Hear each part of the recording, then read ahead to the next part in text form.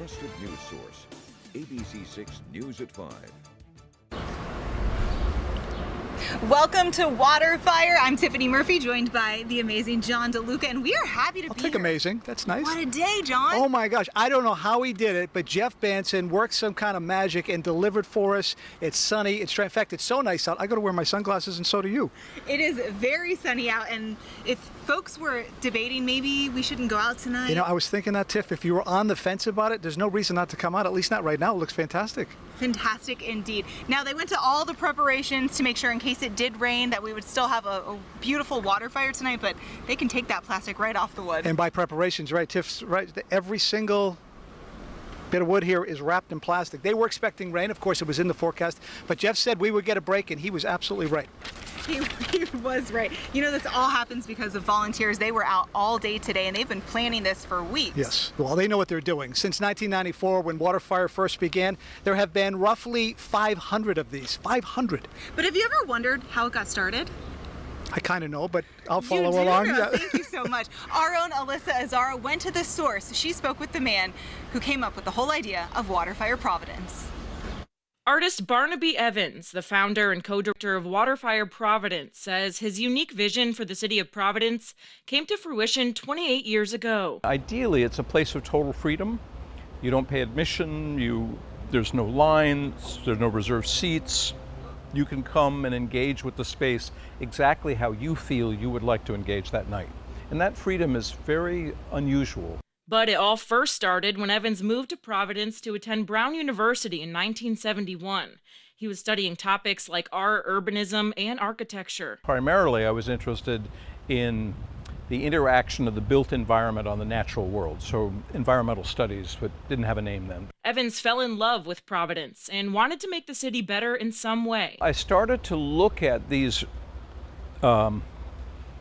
public interactions in urban environments and wondered how art could change the way people behaved in a public place, and whether you could use art to rebuild a sense of community. According to Evans, not many of the surrounding buildings were here during the 80s, or if they were built, they were empty. There were few restaurants open in the summer. The city was missing something in Evans' eyes. But he knew the state was taking on a large project to uncover the rivers in Providence. Thought that might be an opportunity to use that new beginning of the river as a place to have us all think about Providence in a new light. After meeting with many city and state officials and after lots of planning, Evans put on the first Waterfire Providence during the summer of 1994. Waterfire's reputation could be rebuilt from the sparking of the new light, sort of as a phoenix rises from the fire. And that was my intention. Evans says the goal was to bring a new sense of life to downtown, all while using the river as a representative of a life force flowing through the city. I didn't expect to be doing it 29 years later and still doing it. My dad says, so you've lit Waterfire 500 times and you still can't get it right? So, but that's what dads say, right? 500 lightings later, and Evans says he's still trying to make each Waterfire better than the next. In Providence, Alyssa Azara, ABC6 News. Well, anybody who's ever been to Waterfire knows they are magnificent. They're beautiful to watch. But the story behind it really is an interesting one. I remember talking to Buddy Cianci one time about it, and he told me about the story. Barnaby coming into his office, and Buddy's like, "You want to put the water on fire? What do you want? It was such a funny story. Of course, I'm not doing it justice the way Buddy told the story, but nonetheless, Barnaby came in with this great idea, and here we are all these years later, 500 of these lightings, and people still loving it more and more every year. Yeah, a great idea indeed. In fact, Waterfire Providence translates into tens of millions of dollars of economic impact for our area every year. Every lighting is sponsored by a different group in Rhode Island. Over the course of the season, in total, nearly 1 million visitors expected to come to downtown Providence, from food vendors to locally owned shops and artists that set up during the event. These lightings generate over $9 million of tax revenue for the state, and they bring in people from all over the United States and all over Rhode Island. Providence is a premier location. We're actually having an incredible year, probably one of the best meeting convention years I've ever seen, and I've been here almost 20 years. And the reason for that is walkability. It's really accessible. You can get here from all over the country very easily. We have a great airport, trains, all of that. But it's also the quality of life. We have great restaurants, but we don't have maybe the high prices or the inconvenience of a bigger city. We have a great art scene.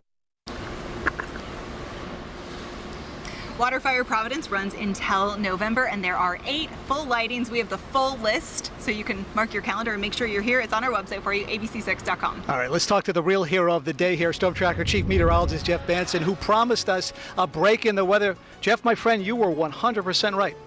You know, John, I had to call in a couple of favors. They said, can you hold the rain off, and can you also throw in a nice breeze? It is a little windy and very pleasant down here right now, especially when the sun goes behind the clouds, but still plenty of blue sky. And I'm not sure if you can see it, but the cumulus clouds behind me, they are racing by as we've had some nice wind gusts this afternoon. Temperature-wise has also come up as the clouds departed during the afternoon. It was pretty overcast for the morning. We had a couple of rain showers, so for that reason, most temperatures were stuck in the 70s. But now we're even starting to see a few 80s popping up across the area. Block Island even reporting some sunshine, and Chatham as well. Those are the 2 areas that are closest to the rain, which is well offshore at this point. I shouldn't say well offshore. It's only about 40 to 50 miles offshore. There are those winds right now, anywhere from 10 to 20 miles an hour sustained. I think the water might be helping us a little bit here, get some of that wind off the water. As you can see, though, on the SatRad, dry as a bone across our viewing area right now, so come on down if you had any doubts whatsoever. You know, this is mine, as well as Tiffany's first Waterfire. I love that I'll be able to have this indoctrination. I was kind of the same way as John was saying for Mr. Cianci. You want to light the water on fire? I was like, what do they pour gas down the river or something? This is just so cool. I can't wait to witness it. And it's great to be here with you all. You can see that rain again, just about 40 to 50 miles offshore, staying away as we plan it out here over the next several hours. Look at that.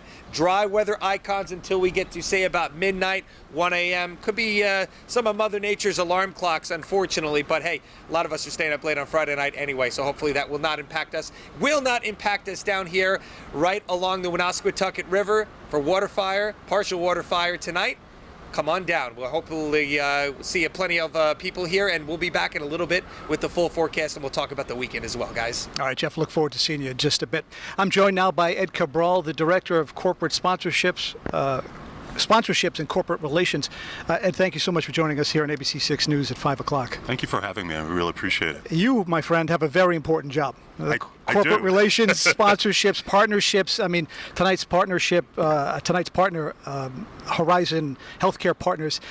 Tell me, in your job, do you have to go out and get them? Do they come to you, or a little bit of both? How does that work? It's a little bit of both. One of the things I always like to remind folks is that Waterfire is a nonprofit organization.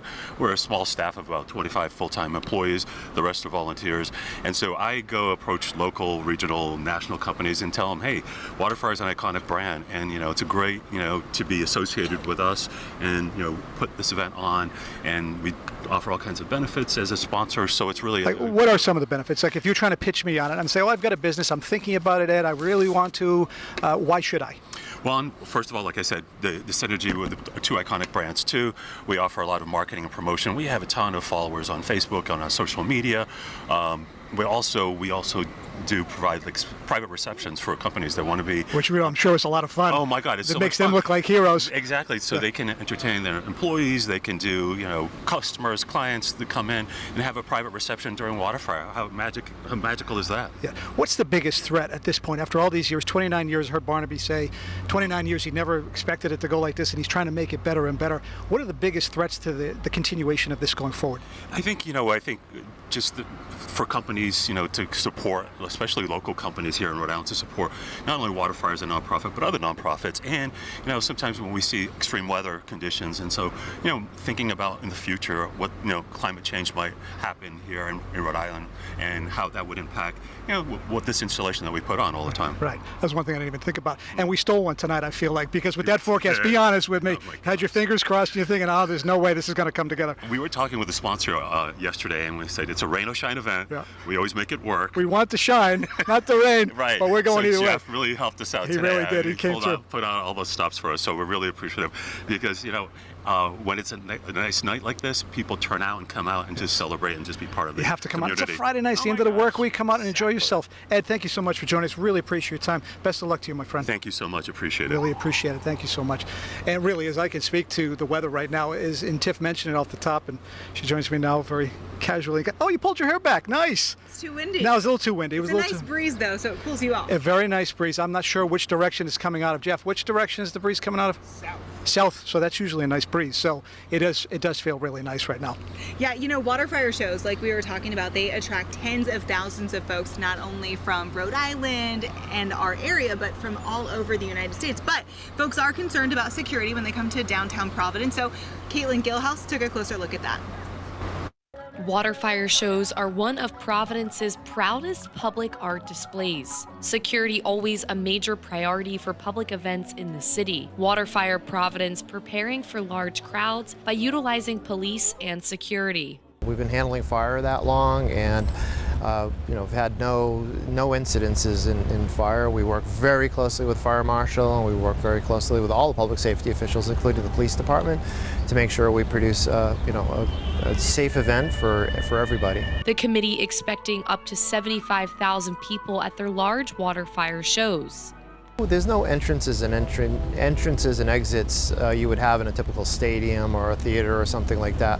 So people expect to have free-flowing access to a facility or an event like Waterfire. The police also assisting with traffic flow as streets get busy and some even shut down. Work with the public safety officers to make sure there's an officer in command from the police department. That's our point person on the event, and there's a number of police that are walking throughout the event the course of the evening, and then at the probably the most challenging thing is the crossings at at traffic lights. Mello adding the committee holds high expectations to put on the show no matter the weather. Waterfire is a rain or shine event, and part of the big part of that is people who travel from all over the world to come to experience Waterfire. So if they're investing in an air flight here and then a hotel stay, we feel an obligation to actually put on Waterfire. And on your screen right now, a list of the remaining Waterfire dates in July, August, September, and November. Those are all for you on our website, abc6.com. ABC6 News will be right back after the break with the news of the day with Alyssa. You're watching ABC6, Southern New England's trusted news source.